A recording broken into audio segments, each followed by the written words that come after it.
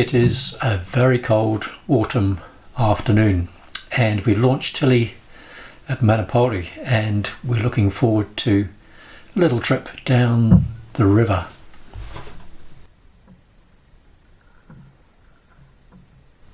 So today Max is modelling a doggy life jacket that I made some time ago. And of course it's unlikely that Max will finish up in the water and need to be rescued. He's very well used to being afloat in a little boat by now. But much to his embarrassment, I thought it would help insulate him from the very cold day we have today. And today's trip is not about sailing. We're going to take a trip down the river under motor. And the reason for this is that we need to run in Tilly's new outboard motor. The first tank of fuel that we run through the motor needs to be quite an oily two-stroke mix, and so we are followed by a cloud of blue smoke as we cruise on down the river. It's a funny thing how smells quite often come with memories attached. And today I find this smoky exhaust is triggering all sorts of distant memories of past boating adventures, particularly those that involved seagull outboards.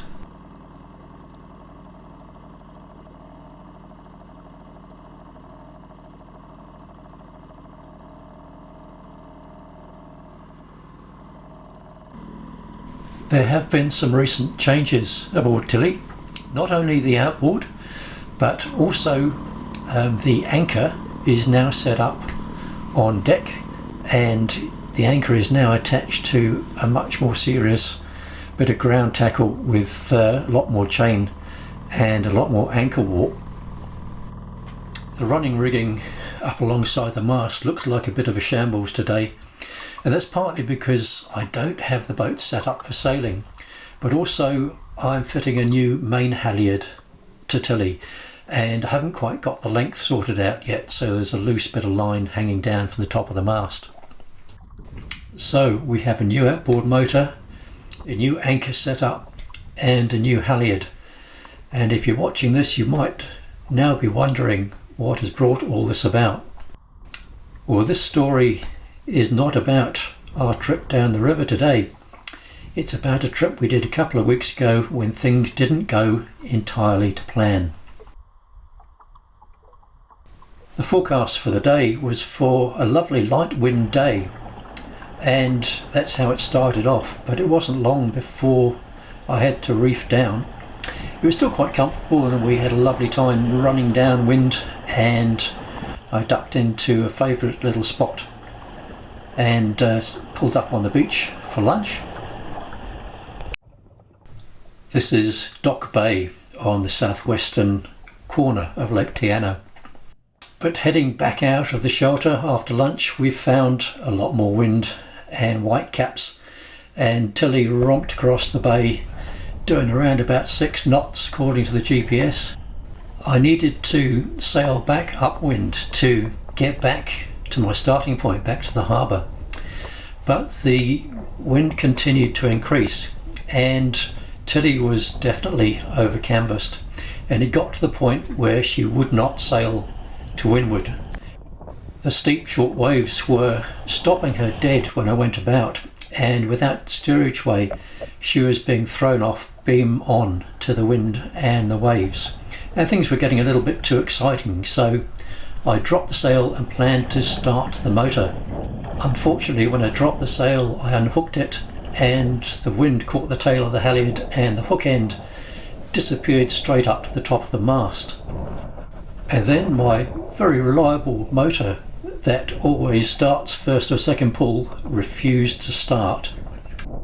I had hoisted my little storm jib, which worked very well, but it wouldn't give us any progress to windward, and we were gradually making leeway, which was taking us down to a lee shore.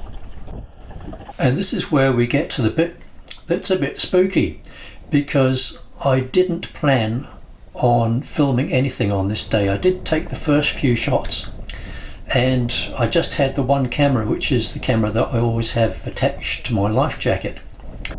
But later on, when I got home, I found that the GoPro had recorded 4 separate shots, which were all exactly 11 minutes long, that recorded this next sequence that you'll see now. It takes a very definite push on the button to make the camera start and stop, so it's a real puzzle why this should have happened.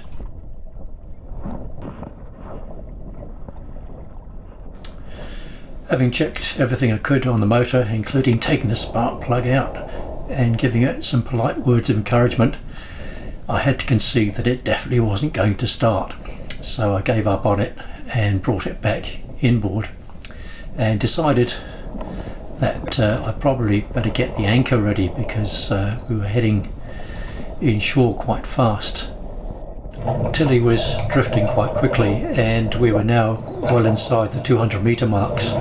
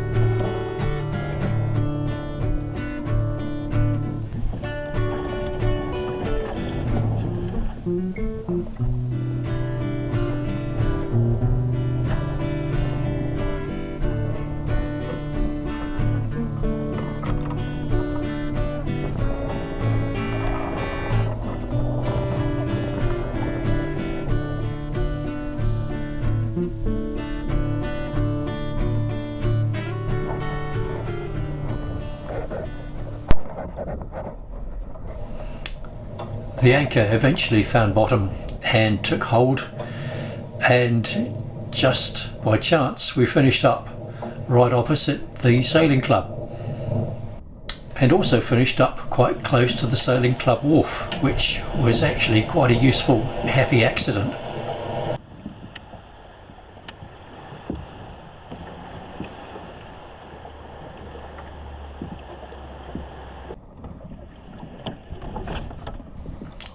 Tilly became quite lively in the shallow water, and every now and again her head would drop off as the anchor lost its grip and started to drag a little bit.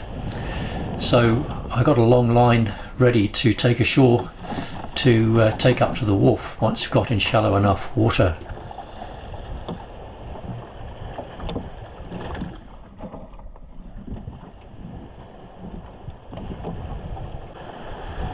I wanted to have another try with the engine, so once again I took the spark plug out, gave it a good clean and a polish, and tried again, but it was still definitely not willing to start at all.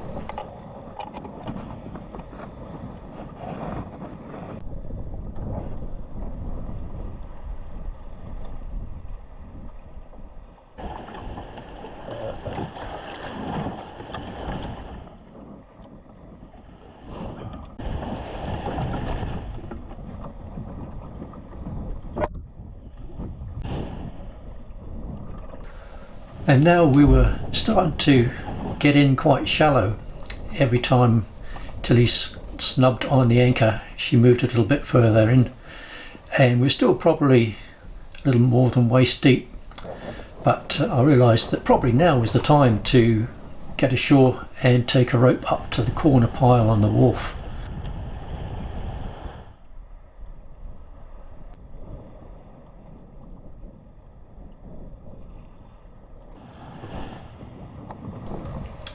But just then, at that very timely moment, Kerry Ann arrived, dressed in a wetsuit, coming down for a swim, and she was able to help me and take a line out along the wharf and attach it for me.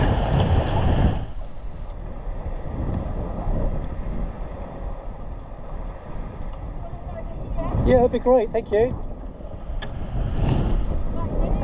Fantastic.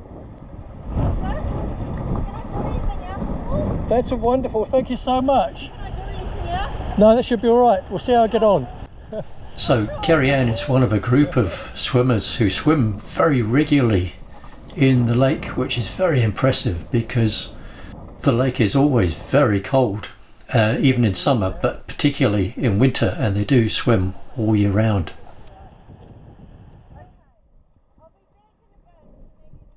Thank you, have a lovely swim.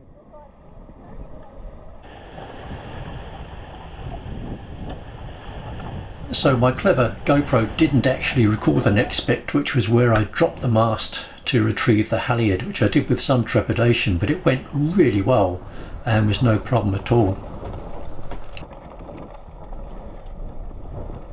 So once I'd got the halyard back, I was able to rehoist the sail, and before heading away I spent a bit of time just to subdue the forces of chaos that had become established on board with all the sloppy conditions, and got the boat well sorted out.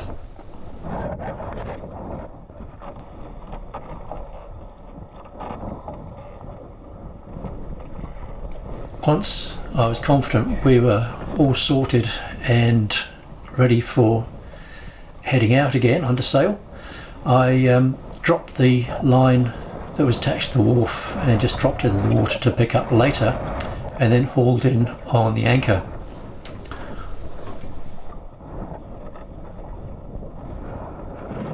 As you can imagine, the anchor by this time was well buried and well dug in, so it took a bit of effort to break it out.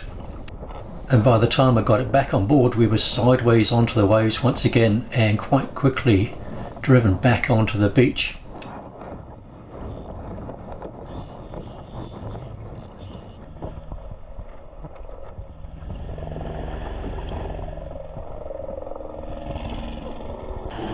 For a short time Tilly got herself a bit wedged, but I managed to get her head around and got in behind the transom and pushed her out into deeper water, and remembered from my youth the technique of getting a boat underway off a windy beach, and got her out, rolled into the boat, and we took off on the port tack.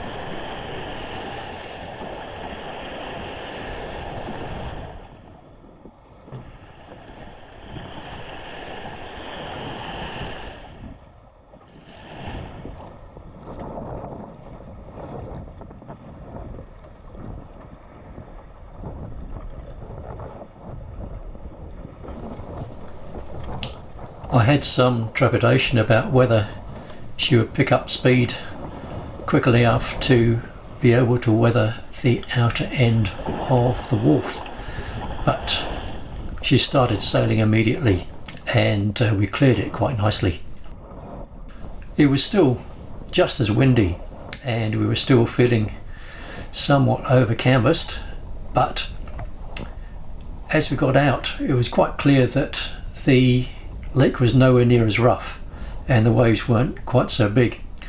It was a pretty lively beat back with some quite strong gusts, but Tilly performed really well and we got back all okay, but without the motor it was just a little bit of a stiff row to get back in through the narrow entrance of the harbour. It had been a wet day's sailing and Tilly needed quite a lot of drying out.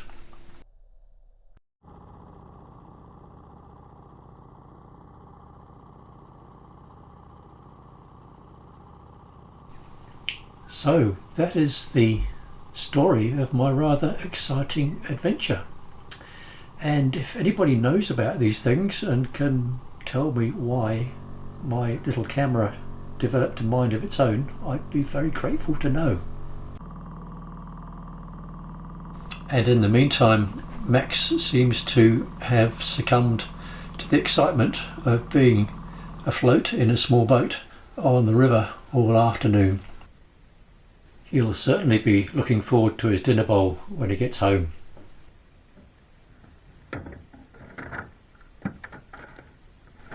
So, just from myself and Max, just to say a really big thank you for watching.